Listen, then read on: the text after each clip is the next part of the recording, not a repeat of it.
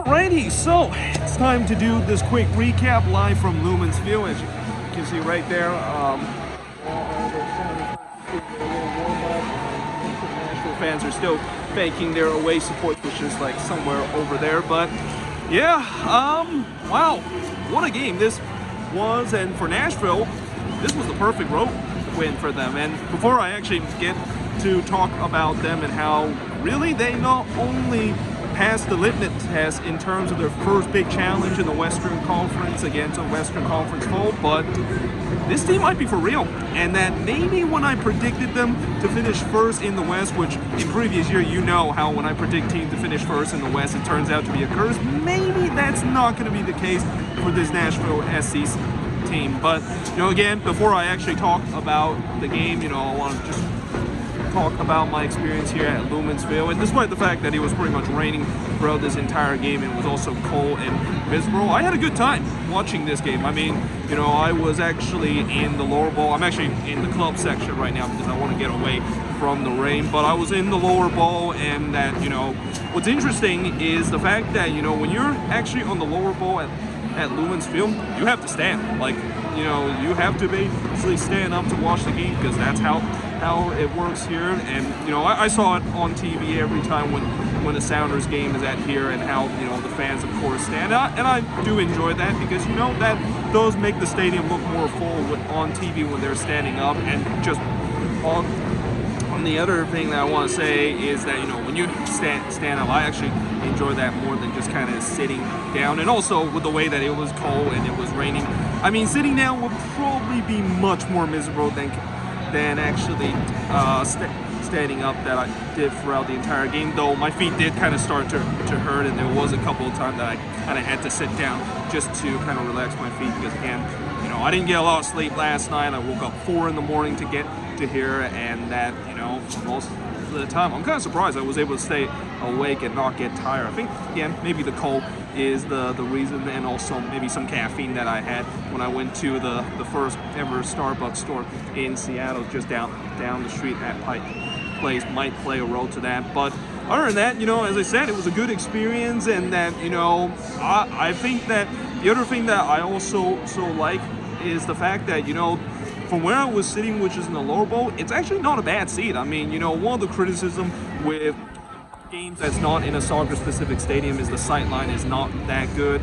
But here at Lumen Field, it's actually really good. I mean, you are a little bit further away from the action, but, it's still a relatively low kind of view where you can, of course, still see the action even if you're a little bit further from it.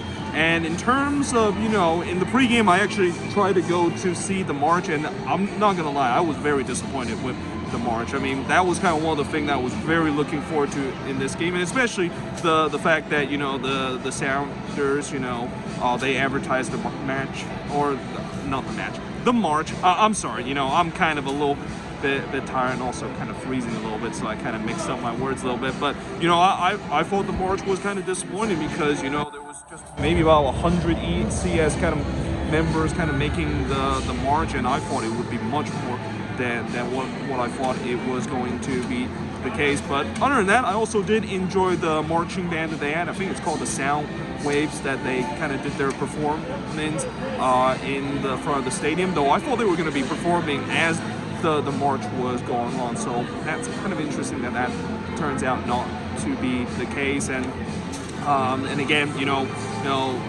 where I was sitting earlier today, it was not a bad seat whatsoever. But just for anyone that wants to go to this game, if you're not a Sounders fan, just to let you know, if you are sitting in the low bowl, you are expected to stand throughout the full 90 minutes. Now, to the game itself, and again, Nashville, they play a perfect road game in this one, and that this game, I know it's just one game, but this game definitely sends a big message to the rest of the Western Conference that they're definitely going to be a contender in the West. Now, granted, yes, Seattle didn't have their best player. They were missing Rui Diaz in this game, who they said that he actually injured his hamstring during that game against Montegra in CCL, and they didn't have Ladero to start in this game, but it's still a relatively good Sounders team. And one of the things I said about Nashville that was the strength of them last season is that they are a very organized team, and they're a team that is probably the hardest team in terms of trying to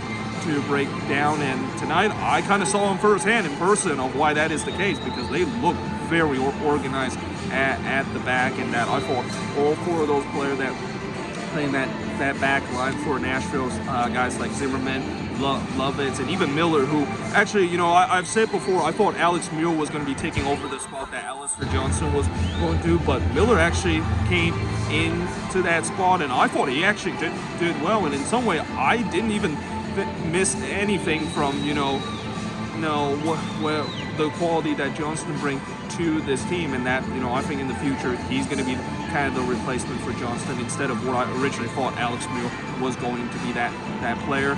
But like I said, the back line for Nashville, they really frustrated Seattle throughout the game. Though I will say that, you know, it's a combination of that and that the Sounders, they just kind of look off in this game, and especially in the second half where, I mean, again, you know, they play on Thursday against Montegua, and so they tell me to leave. Okay, I gotta leave now because I think they're about to tell me to leave. But you know, they play on Sunday, or not Sunday, not today is Sunday, but they play on Thursday against Montegua. So you know, fatigue is gonna be an issue coming into this game. As I'm gonna actually just go through the store a little bit. Probably maybe even do more of the talk when I get into the club section. By the way, I shouldn't be in the club section because I don't have a club seat ticket. But yeah, you know, they play on Thursday against Montegua. You know, maybe the fatigue kind of came to them. But you know, that being said, you know, they probably should have done better going forward on the attack. You know, I thought there was, by the way, the player that was replacing Rudy Diaz, I think his name was like Sammy Adin, a guy that I have not heard before. You know, he didn't really had a good game, and this is also a game where I think they dearly missed Rudy Diaz in this one. I mean, there was even one point in the second half when Ladero came in for Seattle.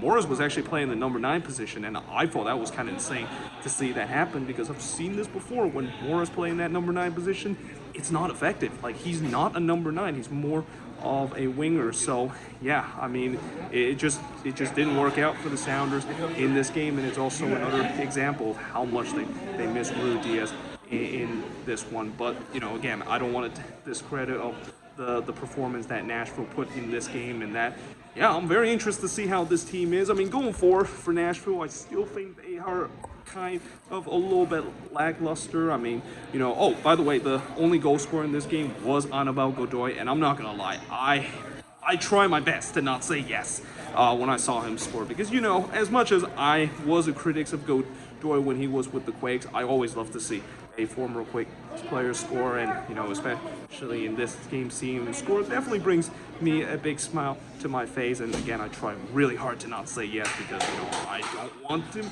make it look like I was supporting Nashville in this game. I was trying my best to just be a neutral in this one. But, you know, going forward on the attack for Nashville, they still kind of struggle a little bit. I mean, I thought the Sounders did a good job in their defense too, and that they really shut down Honey Mukhtar for most of the game, and the other attacker for Nashville, like Randall Leal, wasn't really effective throughout this one. But again, you know, it doesn't matter. You know, the philosophy for Gary Smith is that when you're playing on the road, you are going to try to make it hard on the opposition, maybe get a 0-0 draw. And I thought this was almost a Gary Smith special, where this game was going to end in a 0-0 draw, and that, you know, they of course got the late goal to kind of steal this one. And that, again, this is a team that I think it's for real heading into this season, and that this is going to be a team that every Western Conference team is going to have a tough time facing them, because this is how the back line looks for Nashville, and if they can maybe get their attack going a little bit,